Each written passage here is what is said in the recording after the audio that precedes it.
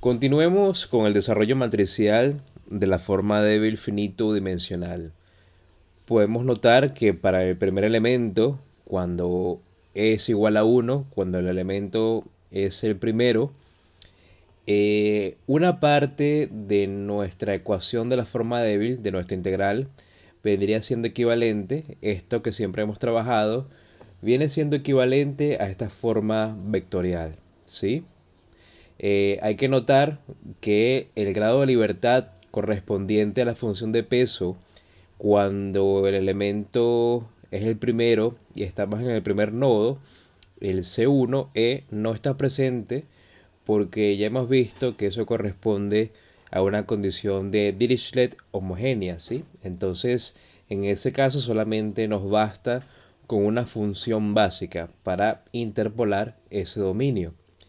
Asimismo, con la otra parte, con el otro segmento de la integral de la forma débil, tenemos que esto que hemos resuelto hasta ahora, o que hemos tratado de resolver hasta ahora, es equivalente a esta forma que parece escalar, pero también es vectorial, ¿sí? Esto en realidad es un vector columna de unos que puede traducirse simplemente en un uno escalar, ¿ok?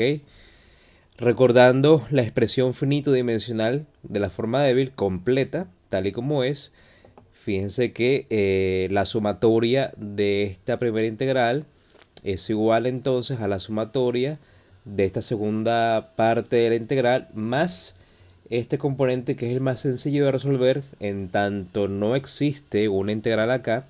Y bueno, esto realmente corresponde a una condición de borde de Newman, que es un dato conocido, siempre ha sido un dato conocido desde el inicio del problema. Entonces lo que podríamos hacer es aplicar una sustitución tanto de esta integral acá como de esta integral acá, lo cual significa que nos va a quedar la sumatoria de esta expresión vectorial igual a la sumatoria de esta otra expresión, esto que está acá, más el último segmento, que es la condición de Newman por T por A. Y también habría que tomar en cuenta el aporte del primer elemento más el resto de los elementos, en este caso, y también el primer elemento más el resto de los elementos, en este caso. Ok, vamos a verlo.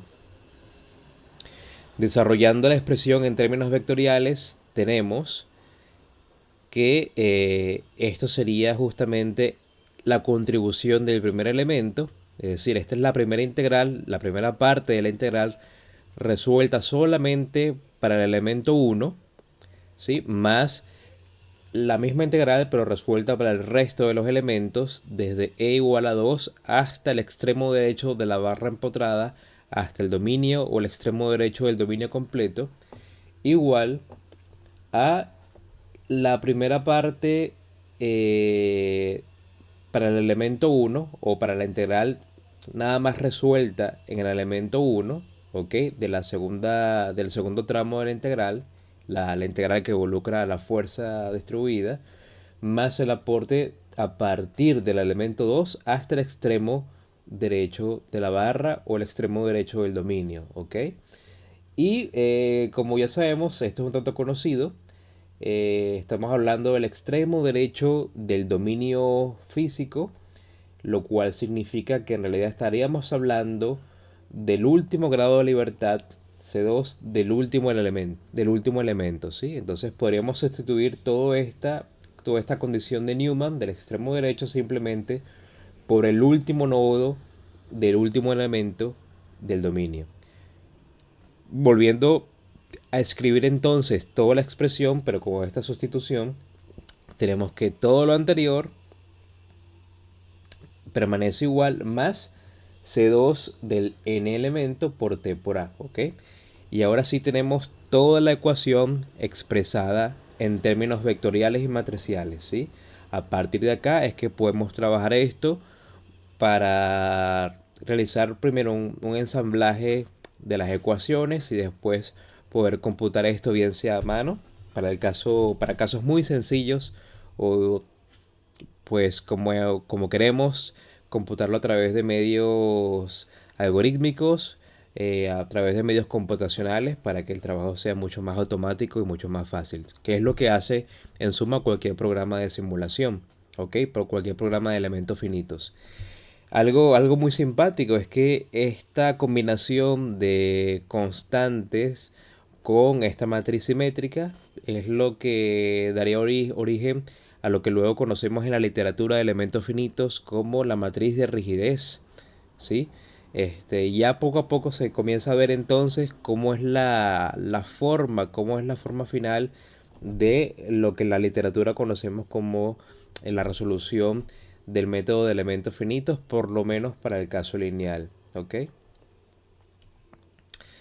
También recordemos, por otro lado, que la función de prueba UH en X es igual a esta sumatoria de la función de prueba por este grado de libertad, y asimismo la función de peso WH en X evaluada en X es igual a esta sumatoria, que es una función básica por este grado de libertad.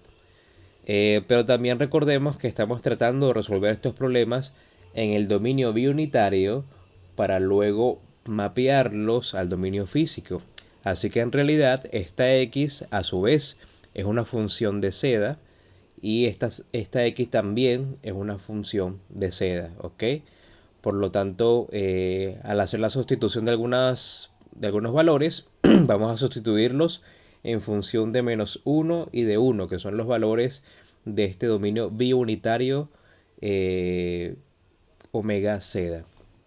Nos queda entonces que para la función de prueba UH en XE, que sería como que la parte izquierda del dominio físico, en realidad podríamos hacer la sustitución con el dominio o el subdominio omega seda en -1, y esto es equivalente, como ya sabemos, a una función básica por seda 1 por el grado de libertad de AE, y todo esto es igual a D1E, porque bueno, aquí estamos evaluando en el extremo izquierdo del dominio biunitario, por eso está este -1. Y aquí habría que recordar algo que vimos hace algunas lecciones, que es la propiedad de la delta de Kronecker, ¿sí? Que cuando estábamos deduciendo las funciones básicas para interpolar el dominio físico, encontramos que una manera muy sencilla, muy elegante de saber cuánto valía 1 o 0 era conocer simplemente los superíndices de la función básica y y el seda, ¿no? Entonces, por ejemplo, cuando A y el superíndice del primer elemento, o de los elementos, mejor dicho, son iguales, entonces esta combinación es igual a 1, y si son diferentes es igual a 0. En este caso es igual a 1, que estando trabajando entonces en el -1 del dominio biunitario, nos da -1 por esto, y es igual simplemente a este grado de libertad 1 en E, ¿ok? Es decir, si queremos evaluar la solución de prueba UH en el nodo izquierdo, lo que obtenemos es que dicha solución de prueba es igual al grado de libertad correspondiente a ese nodo, ¿ok? Simplemente todo esto que hemos visto es igual al grado de libertad correspondiente en el nodo izquierdo, en el extremo izquierdo del dominio. Lo mismo ocurre con el nodo derecho. Hacemos la evaluación, sabemos que en el dominio físico el nodo derecho de todo el dominio está inscrito en esta XE más 1, lo cual haciéndolo en la función en función del dominio biunitario omega seda, estaremos evaluándolo en 1, y nos queda entonces que si estamos con el A igual a 2 y con seda con el superíndice 2, significa que ambos superíndices son iguales, y nos queda también una propiedad de la delta de Kronecker, en donde esto es igual a 1 y 1 por esto es igual a esto, ¿sí? Entonces, lo mismo aplica. Y también lo mismo ocurre con la función de peso. Esto lo aplicamos con la U super H, y esto lo podemos aplicar con la W super H, ¿sí? Entonces, la propiedad de la delta de Kronecker lo que nos quiere decir es que cuando se aplica con las funciones básicas se asegura que los grados de libertad del campo de las soluciones son, de hecho, sus valores en los nodos, ¿sí? Y esto es fundamental porque nos permite resolver el ensamble entre los nodos locales y los nodos globales, o mejor dicho, ir ensamblando las soluciones locales una con una para alcanzar luego la solución global. Notemos que el siguiente mapa se mantiene entre los grados de libertad locales y globales, es decir, los grados de libertad locales pueden ser equivalentes en vista de lo que ya hemos observado y pueden ser equivalentes a los grados de libertad globales a través de esta consideración. DAE es igual a DE más A menos 1. Estos son los grados de libertad locales en el elemento E. Y estos son los grados de libertad globales en el elemento E más A menos 1. Realmente son equivalentes. Vamos a verificarlo. Supongamos que estamos en el elemento 1, es decir, E es igual a 1, y empezamos por el primer nodo, cuando A es igual a 1. Entonces sería aquí una D1, 1, y acá esto sería equivalente entonces en términos globales a D1 más 1 menos 1, 1 más 1, 2 menos 1, 1, y nos da entonces que el grado de libertad local 1, 1 es igual al grado de libertad global de 1. Podemos aplicarlo con 2. Cuando vamos al segundo nodo, D2 en el elemento 1 es igual a D1 más 2, que sería igual a 3, menos 1 igual a 2. Entonces D2, 1, acá es igual a D2. ¿Ok? Y esto lo podemos proyectar para el resto de los elementos locales y globales y tenemos en consecuencia esta relación. Una relación que me dice básicamente que el elemento local 1 con el elemento es igual a D en elemento. Y D2 en elemento es igual a D en elemento más 1, que es básicamente esto, pero traducido en términos de número de elementos. Total que aquí vemos la correspondencia.